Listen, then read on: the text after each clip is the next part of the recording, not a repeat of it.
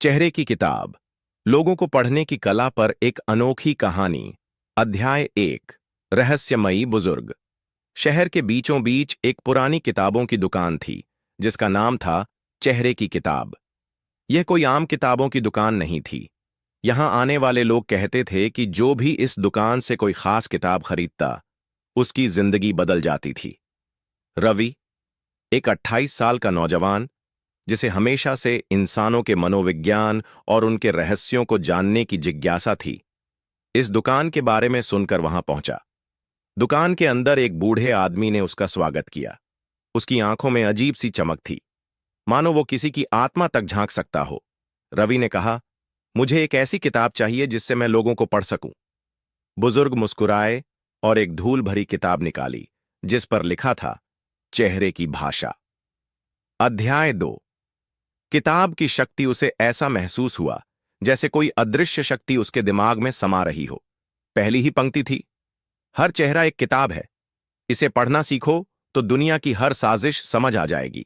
किताब में इंसानों की बॉडी लैंग्वेज, उनकी आंखों के इशारे, उनके झूठ बोलने के तरीके और चेहरे के छोटे छोटे भावों का अर्थ बताया गया था। रवि ने पढ़ा कि जब कोई झूठ बोलता है तो उसकी आंखें बार बार दाएं बाएं भागती हैं। जब कोई कुछ छिपा रहा हो तो वह अपनी नाक या कान छूने लगता है। जो लोग आत्मविश्वास से भरे होते हैं, वे आंखों में आंखें डालकर बात करते हैं।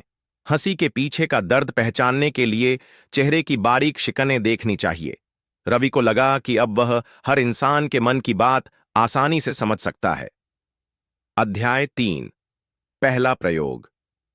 अगले दिन रवि ने अपनी नई शक्ति का प्रयोग करने का फैसला किया। वह अपने ऑफिस पहुंचा और अपने बॉस के हाव भाव पर ध्यान देने लगा। वह समझ गया कि उसका बॉस उसे प्रमोशन के झूठे सपने दिखा रहा है, जबकि असली प्लान किसी और को बढ़ावा देने का था। वहीं उसके दोस्त अजय ने जब उससे उधार मांगा तो रवि ने उसकी आंखों की हल्की झपक और पसीने से भीगा माथा देखा। उसे समझ आ गया कि अजय सच नहीं बोल रहा और शायद पैसा लौटाने का कोई इरादा नहीं था। धीरे धीरे रवि ने हर किसी को पढ़ना शुरू कर दिया। उसके सहकर्मी, दोस्त, यहां तक कि सड़क पर चलते लोग भी उसकी नजरों से छिप नहीं सकते थे। अध्याय 4। चालाकी या अभिशाप। समय बीतता गया और रवि को एहसास हुआ कि यह शक्ति जितनी फायदेमंद थी, उतनी ही खतरनाक भी। उसे लोगों के झूठ और धोखे का पता चलने लगा, जिससे वह सबसे कटने लगा।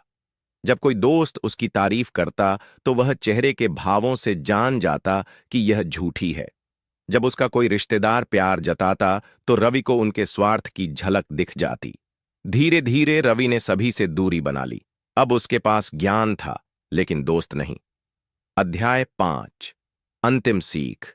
एक दिन वह फिर उसी किताबों की दुकान पहुंचा और बुजुर्ग से बोला, आपने मुझे यह शक्ति दी, लेकिन इसके कारण मैं अकेला हो गया हूं।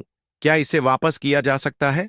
बुजुर्ग मुस्कुराए और बोले, लोगों को पढ़ने की कला सिर्फ दूसरों को पहचानने के लिए नहीं, बल्कि खुद को समझने के लिए भी होती है।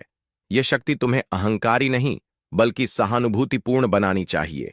अगर तुम हर झूठ को पकड़ने के बजाय लोगों की तकलीफ और उनकी सच्ची भावनाओं को समझने लगो, तो तुम्हारी यह शक्ति वरदान बन जाएगी। रवि को अपनी गलती समझ आ गई। उसने लोगों के झूठ और चालाकी पर ध्यान देना बंद किया और उनके दर्द और भावनाओं को समझने की कोशिश शुरू की। धीरे धीरे उसके रिश्ते फिर से मजबूत होने लगे और अब वह सिर्फ दूसरों को पढ़ता नहीं था, बल्कि उनकी मदद भी करता था। अंतिम पंक्ति। हर इंसान को पढ़ो, लेकिन उनके दिल की भाषा भी समझो। सिर्फ चालाक बनना काफी नहीं, समझदार और दयालु बनना भी जरूरी है।